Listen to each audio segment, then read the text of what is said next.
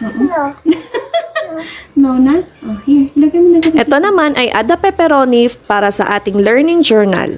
Number recognition nga ito at gumuhit lamang ako ng pizza para lagyan ng pepperoni. Gagamit naman si toddler dito ng sticker dots para magsilbing pepperoni. First time ko nga itong ipapagawa sa kanya pero hindi ko talaga alam kung anong magiging reaksyon niya, kung magugustuhan ba niya ito o hindi. Nung una kasi na nagpagamit ako ng sticker dots ay ayaw niya dahil maliliit ito. Eto nga't pinagamit ko ulit sa kanya at okay naman. Nagustuhan naman niya, ang kaso maliliit talaga dahil yung size ng sticker dots na nabili ko ay 10mm or 1cm. Akala ko nga kung tatapusin niya ito, ang kaso nung nasa pangalawa na siyang pizza ay ayaw na niya dahil hindi niya ito matanggal sa kanyang mga daliri. Maganda pa rin itong activity na ito, kailangan lang ng mas malalaking sticker dots.